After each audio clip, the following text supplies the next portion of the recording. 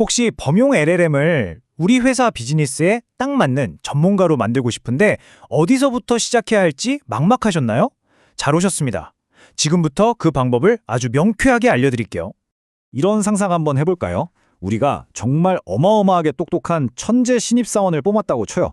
근데 이 친구가 아직 우리 회사만의 업무 스타일이나 전문 용어는 하나도 모르는 상태인 거죠. LLM을 도입하는 게 딱 이 상황이랑 비슷합니다. 오늘은 바로 이 천재 신입을 어떻게 우리 회사 최고의 에이스로 키워낼지 그 훈련 비법을 알아볼 겁니다. 자, 그래서 오늘 우리는 이 새로운 AI 직원을 위한 3가지 훈련 매뉴얼을 살펴볼 거예요. 첫 번째는 프롬프트 엔지니어링, 두 번째는 파인 튜닝, 그리고 세 번째가 RAG입니다. 마지막에는 우리 회사 상황에 어떤 방법이 가장 좋을지 그 선택 기준까지 확실하게 짚어드릴게요. 좋습니다. 그럼 첫 번째 방법부터 바로 들어가 보죠. 프롬프트 엔지니어링. 이건 비유하자면 신입사원에게 매일매일 아주 구체적으로 오늘 할 일은 이거야 하고 업무 지시를 내리는 것과 같아요. 가장 간단하고 또 가장 직관적인 방법입니다. 그러니까 모델 자체를 막 뜯어고치는 게 아니고요. 아주 잘 짜인 지시사항과 예시를 통해서 AI의 행동을 원하는 방향으로 유도하는 거예요. 너는 지금부터 회계 전문가처럼 행동해야 해. 답변은 꼭 이 형식에 맞춰서 해줘. 이런 식으로요. 자, 이 슬라이드 예시를 한번 보세요. 이게 정말 재밌는데 실제 프롬프트에 당신은 금융 전문가입니다 라고 역할을 딱 정해주고요. 숫자는 세 자리마다 쉼표를 찍어주세요. 답변은 무조건 한국어로 해주세요. 처럼 아주 구체적인 규칙을 주는 거죠. 이렇게 하면 답변의 퀄리티가 확 올라갑니다. 이 방법의 장점은 뭐 말할 것도 없죠. 바로 써먹을 수 있고 돈도 안 들어요. 굉장히 빠르죠. 하지만 한계도 분명합니다. 한 번에 지시할 수 있는 글자 수에 제한이 있고요. 아주 복잡하고 미묘한 전문 지식을 전달하기는 어렵습니다. 뭐랄까 제대로 된 교육과정이라기보다는 그냥 급하게 포스트잇 한 장 붙여주는 느낌이랄까요? 그래서 핵심은 이겁니다. AI의 말투나 답변 스타일을 좀 바꾸고 싶을 때 혹은 간단한 규칙을 적용해서 빠르게 테스트해보고 싶을 때 쓰는 게 바로 프롬프트 엔지니어링이고요. 정말 깊이 있는 전문 지식을 가르쳐야 한다면 그땐 다른 방법을 생각해야 합니다. 자, 매일 포스트잇만 붙여주는 걸로는 부족하다면 어떻게 해야 할까요? 이제 우리 AI를 아예 전문 학교에 보내서 집중 교육을 시키는 단계, 바로 파인 튜닝에 대해 알아보겠습니다. 이건 훨씬 더 깊이 있는 훈련 과정이라고 할 수 있죠. 이 방법은 말 그대로 AI 모델의 그 내부를 직접 업데이트하는 겁니다. 우리 회사만 가지고 있는 데이터, 예를 들면 고객 상담 기록이나 내부 보고서 같은 걸 쫙 학습시켜서요. 우리 회사 특유의 스타일, 말투, 심지어 복잡한 문제 해결 방식까지 통째로 가르치는 거죠. 이 그림을 보시면 확 와닿으실 텐데요. 수백, 수천 개의 이런 질문에는 이렇게 답하는 게 정답이야 라는 모범 답안지를 계속 보여주는 거예요. 이걸 반복하면서 우리 회사에서는 일을 이런 식으로 처리하는구나 하고 모델의 뇌리에 그냥 각인시켜버리는 과정입니다. 물론 이렇게 하면 진짜 전문가가 탄생하죠. 하지만 세상에 공짜는 없잖아요. 시간도 꽤 걸리고 비용도 만만치 않습니다. 그리고 아주 중요한 단점이 있는데 한 번 훈련이 끝나면 그 지식은 그 시점에 딱 멈춰버려요. 그래서 새로운 정보를 가르치려면 모델을 처음부터 다시 훈련시켜야 하는 번거로움이 있습니다. 그런데 정말 다행인 건요.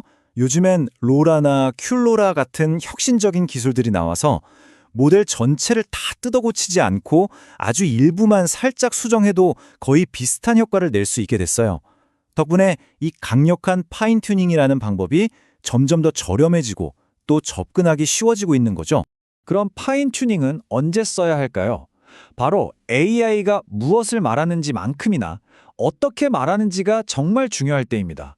예를 들어 우리 회사의 고유한 브랜드 톤 앤 매너를 AI에 입히고 싶거나 법률가처럼 아주 전문적인 말투를 써야 할 때, 그때는 파인 튜닝이 필수적입니다.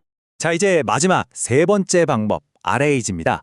이건요, 앞서 본 두 가지랑은 접근 방식이 완전히 달라요. 지식을 머릿속에 다 외우게 시키는 게 아니라 아예 참고서가 가득한 도서관을 통째로 주고 자, 여기서 찾아보면서 답해 라고 오픈북 테스트를 보게 하는 것과 같습니다.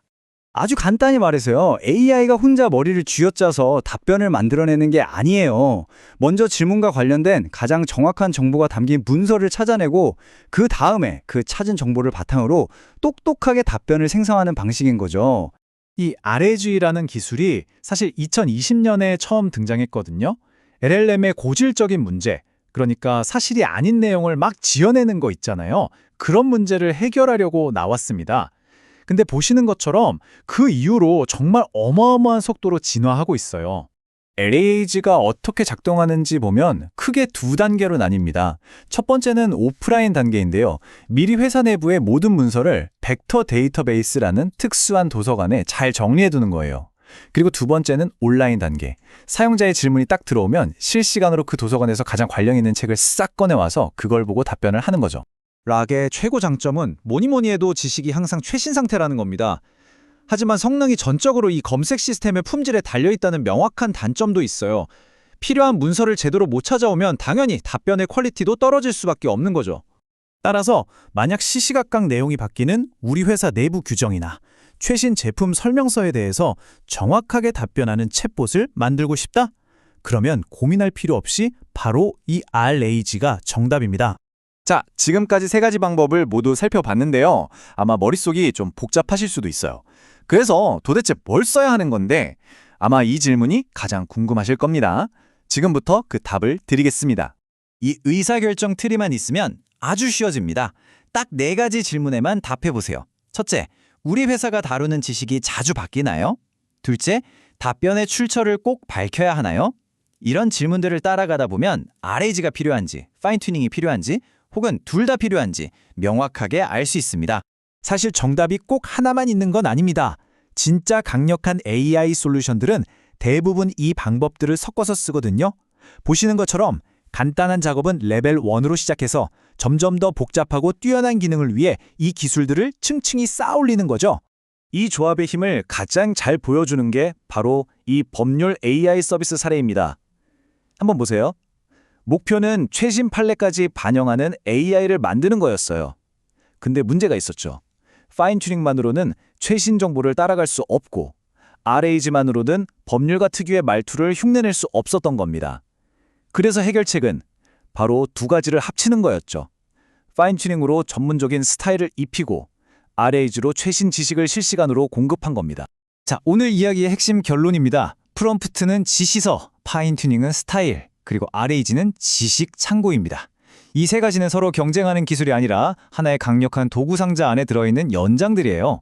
진짜 전문가는 이 도구들을 어떻게 창의적으로 조합해서 정말 똑똑한 시스템을 만들어내느냐에 달려있는 것이죠.